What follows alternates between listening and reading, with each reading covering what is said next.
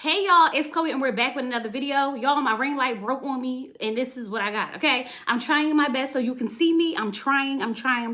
But until the new ring light come, you just gonna have to take it. Just take it. Y'all know what I look like, okay? So I was watching Little Black Book's interview with Lamar, y'all, and I shouldn't have did it because I didn't think that he could be like worse in person, but he really is. But I did tell y'all that I was intrigued to see if he was going to be, you know, a different person in his interviews. And baby, when I tell you it was worse, it was worse. But before we get into the interview, I need you guys to do me a favor. If this is your first time here, sit back, relax, watch the video through. And if you like what you see and you like what you hear, go ahead and hit that subscribe button. If you're one of my lovely members or subscribers, hey y'all, how y'all doing? I want to start this off by saying, I'm not about to get into everything that happened in this interview, okay? You guys are more than welcome to go over there on Little Black Book's channel and watch the whole thing. And Kojo definitely got him together, okay? He definitely got him together. But there are some things that I want to talk about. In this kind of review of his interview is going to be all over the place because he literally was all over the place, okay? He deflected a lot. He didn't answer anything straightforward. So I'm just kind of summarizing what I got from it, okay? Okay. You, Sir Lamar, cannot read the room, okay? I know you want to believe that you can, but sir, you cannot, okay? And the simple fact that you can't tell that someone doesn't like you says a lot. And I really can't believe that this is you. Because honestly, sir, you're worse than I expected you to be. Let's get into some of the things that he said, okay? He said that what he did on Ready to Love was open up dialogue because everything is always Sunday's best, okay? Everything is always too clean cut, okay? He needs to spice it up a little bit. Sir, that is not your job to go up there on that dating show and spice it up a little bit by opening up dialogue about sex as if these are not grown people with kids. Majority of them are grown with kids. All the conversations are about sex. Everybody knows about sex, sir. He said that he don't play games. He's a coach. He's a motivator. He does all these things. And I'm sitting here like, who is taking advice from this man? Who? I need to know who, because whoever it is, get a refund. Don't apply. Do not apply the advice that he's giving you to anything in life, okay? He mentioned in this interview that he was never disrespectful to the women. And I'm sitting here like, huh? You sure about that? Are you sure about that? He said that women need to know how to handle a man. And if you feel disrespected, then you should redirect that man. I am a grown woman. I am not about to sit here and redirect you. So you should be smart enough, intelligent enough to know that you don't talk to a woman like that. He also said that women need to know how to handle this type of black man. I tell you how to handle this type of black man. Don't entertain them. Don't talk to them. The one thing that I will say that he has shown us is that this is not the type of man that we want. And when we see someone who represents himself the way that Lamar has, that we need to run, not walk away. He said that he can do the things that he did and said because many men won't do that. And it's because he learned how to adapt to his surroundings. What about the women said, ask me about a threesome? What about the women said, ask me if I had sex on my prom night? What about them said that these were appropriate questions? I need to know, because this is what you call adapting to your surroundings. They talked about April, and he expressed that he don't like an alpha woman because he don't want to hear none of that. He don't want to hear about all that. So you don't want to hear about her accomplishments, but you want her to open up to you about what she like in the bedroom, what she likes to get into. You feel as though she can't tell you she got degrees, but you want to know if she's into threesomes and skinny dipping and all the things of the things. Sir, miss me with the BS, okay? He got the nerve to say he felt as though she was drilling him. And I know a lot of you kind of felt like she was drilling him, but if you really go back and you watch it, I mean, just go back and watch it. He was the one that set the tone for the conversation. She said, I have some questions to ask you. And he said, go ahead. She asked him, do you have kids? He said, no. Next. She said, have you ever been married? He said, yes, twice. Next. She asked him, how long? He said, oh, in 2016. She said, have you dated since then? He said, yes, of course. Next. And when she asks you a question to go into detail on your answer, you decided that you didn't want to answer anymore. So when you talk about she's drilling you, It's because you gave her no opportunity to have a conversation. Every time she asked a question, you decided that you was going to next. Because what you really wanted to get into was what that mouth do. Miss me with the BS, okay? He said he's like this because when he turned 40, he decided that he was going to be transparent and that he was going to put everything out there. And it's up to the woman to decide whether or not she wants to deal with him. And I can understand that. And I completely get it. But this is not that type of show. This is not that type of environment. Because it seems like all you wanted to do was get in their panties. All you wanted to do was F them. The name of the show is Ready to Love.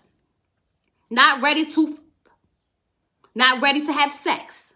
Not ready to find a hookup. So for you to come up there and say, oh, I'm just going to be transparent and you want to do, and it's either up to you to accept it or not, is BS. Kojo asked him, so then why does your transparency have to focus completely on sex? He told us that it was more the conversations that we didn't see. But he's not going to lie. He definitely did talk about sex for sure. Oh, we know that for sure, sir. He said that he was just throwing out the curveballs. And if you didn't like them, then you need to redirect the question and not harp on it. So I'm not going to harp on you asking me, did I lose my virginity on prom night? I'm just supposed to redirect the question. After you sit there and ask me something intimate and personal. Then he has the nerve to say that he was asking questions that a lot of men want to know. No. I have dated before. And I have never yet to have a man ask me, did I lose my virginity on prom night? And the simple fact that these women are grown in their late 30s, early 40s, it doesn't even matter when they lost their virginity at this point. And why does it matter to you?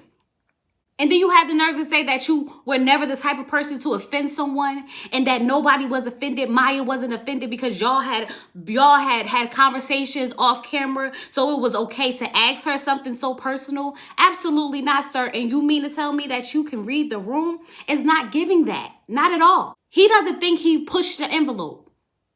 Okay? He said that this was to open up dialogue. He expressed that when he's with a woman, he wants to touch them. He wants to dance with them. He wants to whisper in their ear. He doesn't want to sit down and have an interview style conversation. And I'm sitting here like, so just basic conversation has to be an interview style? You can't just sit there and have a regular conversation about the aspirations and the things you accomplished and your life goals and what you're looking forward to in the future and things that you've been through in the past. You can't have just a regular conversation that does not involve sex. But I'm just saying, sir, in order to get to know someone, you have to talk to them. And getting to know someone does not mean that you have to know what their sexual desires is or what they want to do in the bedroom and if they know how to please you. We can get to that point, but we need to get to that point. And he kept saying how he's big on not disrespecting women. And I'm like, you disrespected April with the dismiss thing. Disrespected Koshia at the end of this whole thing when you was like, lower your tone and go ahead and give me back my flowers and all the things of the things. Like, sir, you have done nothing but been disrespectful and inappropriate. And if you can't correlate the fact that asking someone if they lost their virginity on prom night is inappropriate, I don't know what to tell you. He said that it's only a problem to talk about sex if the person is not interested in you. But you won't give the person to be interested in you when you lead with sex. You got mad at April for leading with degrees, but you want to sit there and get in her panties immediately. How does that work? You don't want to know what I do for a living? You don't want to know my accomplishments, but it's okay for you to ask me about my sex life like it's nothing? That doesn't make sense. He expressed that Maya did like him, and that's why he felt it was okay to have that conversation, even though she told him that he was coming on a little strong and aggressive. How does that make sense? That's her basically telling you, I'm uncomfortable. You're coming on strong and aggressive. You seem like a cool guy if you can just stop doing that. But the only part that you comprehended was the fact that you were a cool guy. And that's the part that's like, you can't comprehend. You are too old to really think that that woman was comfortable with you. She was definitely uncomfortable. And for you to be triggered when Kojo said that she was that you made some of the women uncomfortable is beyond me, because you can't read the room that you claim you can read. So he was like, well, if the women were comfortable and they liked you, why did you leave? He's like, I don't know. Kojo told him, like, Koshia told you, y'all had an exit interview with why you were leaving. And I'm sitting here like, the wheels don't go. The wheels are not spinning. The lady literally sat there. Last week, we just watched this episode, and she told you that you were too risque. You talked about sex too much. So for you to get up here in front of Kojo and not understand why the women eliminated you don't make sense to me. Kojo asked him, like, you know the story of Batman and Robin? And he was like, oh, yeah. I mean, not in depth, but I know it. He was like, yeah, I'm Batman. I'm Batman. And then Kojo was like, you know the Joker? And he was like, so you trying to say I'm the Joker? Absolutely, sir. You're the Joker. You're the joke. You're the clown. Have you not realized that, chat? You don't think that the problem might be you? The man over 40 that's been divorced twice? At this point in the conversation, Kojo's he's getting riled up a little bit, okay? He was like, why did Lamar come on Ready to Love? What was your agenda when you came on Ready to Love? He was like, real talk, I just want to show the difference to how men talk to women on TV. You don't need to go on TV to tell us as women that men are trying to get into our panties. You don't need to go on TV to show us as women how men approach us to get in our panties.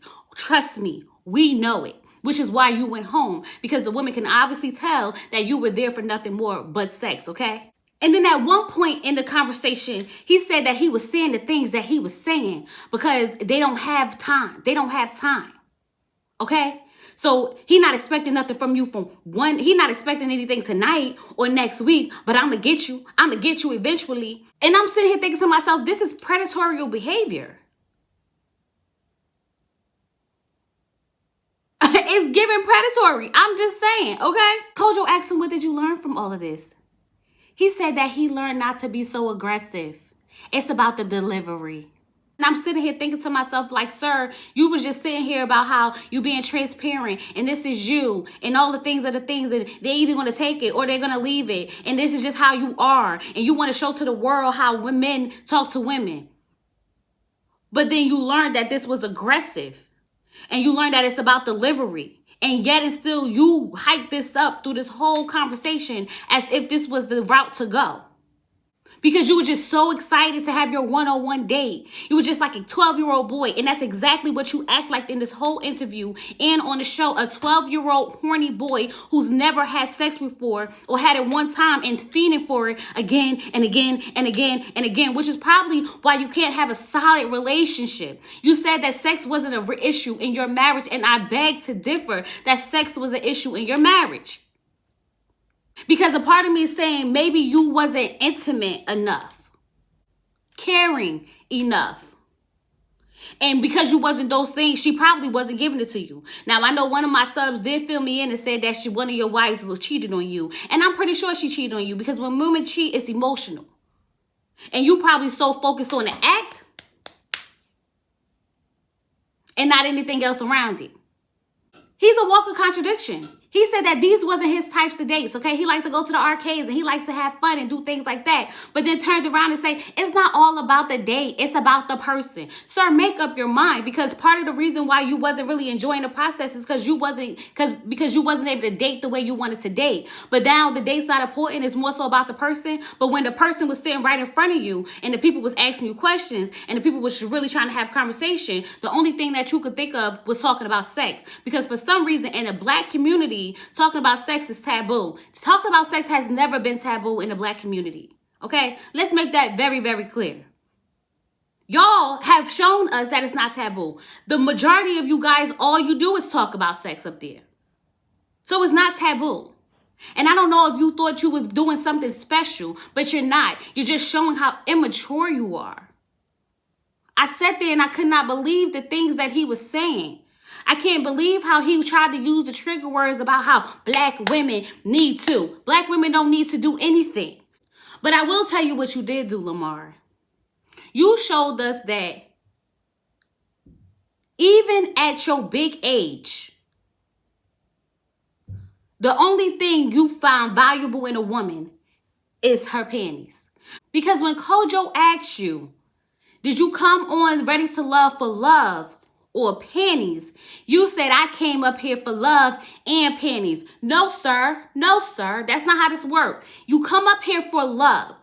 Because if you get love, panties come with it. There is no love and panties. And I think that's part of the issue. A lot of these men come up here thinking, oh, I get to date 10 women. Oh, I get to hook up with this person. I might get to kiss this person and do this with this person. And that's part of the game to them.